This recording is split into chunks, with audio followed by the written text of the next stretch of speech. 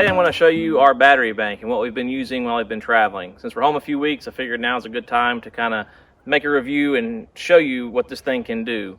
This is the Bluetti 200L and we have really enjoyed it. This has a 30 amp dedicated plug that you can plug the RV straight into, and it's been able to run every system in the RV.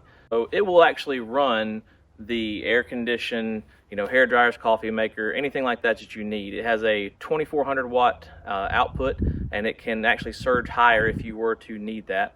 But most of your items, including the air conditioner, are not going to draw that kind of wattage. Now, as far as how long it'll last, if you were not running the air condition, it's been winter time when we've been camping, but charging your phones, tablets, running the heater in the camper, having all your outlets run, it will last throughout the night, no issue. It has a great gauge on it that kind of shows you your output, so you can kind of gauge what how much power you're using. And we've been able to use that to be able to manage it, straight from our phone, Bluetooth straight to it. So it'll give you the percentage of power that you're using, as well as the solar that you're bringing in.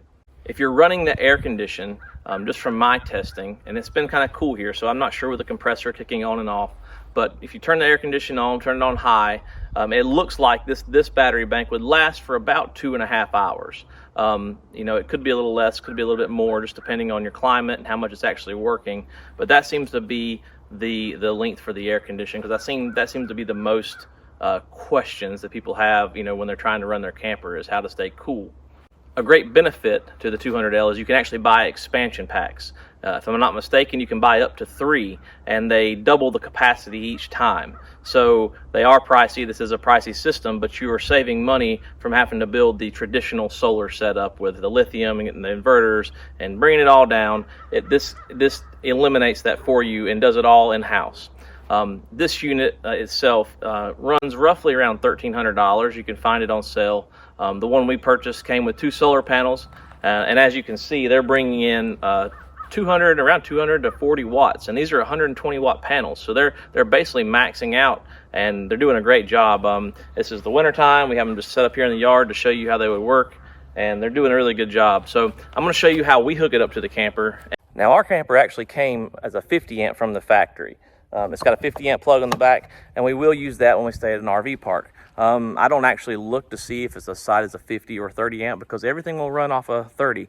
Just because it says 50, you can mainly run a lot of your systems on 30 in most campers. This one was only wired for 50 amp because it had the availability of adding a second air conditioner.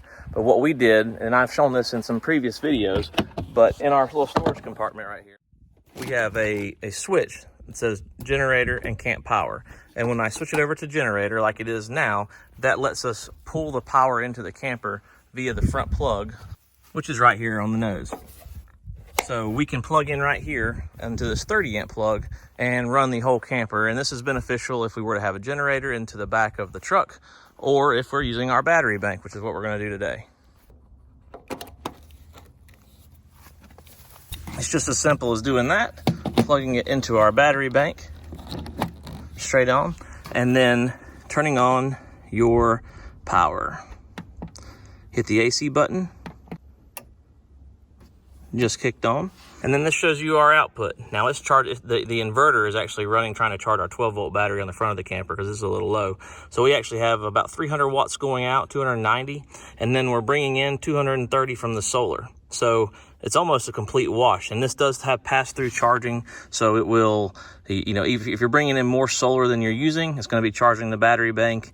And if you are, drawing it down, but, currently you can see it doing the calculations, and this will fluctuate, but currently we're bringing in 230, putting out 241. So this battery bank at this load would last for 27 hours. So it's super useful, as you can see, especially on travel days or in a national park that has generator hours and you don't want to have to run a gas generator. This will definitely get you through. So I would highly recommend this. They have all different sizes, and we do have an affiliate link below. We paid for this unit and we've used it for a couple months now, and it's been good for us. And I just wanted to come on here and share this, make a good review of it. If you have any questions, feel free to drop them down below and I'll answer them if I can. The affiliate link will take you to their website where you can look at all the different sizes and purchase one if you would like, but you can at least go on there and look at the specs and see what else they have to offer. So other than that, we will see you next week when we get another video. We're looking at adding some more solar to the camper, and then we're going to try to get back on the road. So y'all have a good one, and thanks for watching. Life is a winding road, no telling where it goes. Driving through days and nights, won't stop for traffic lights.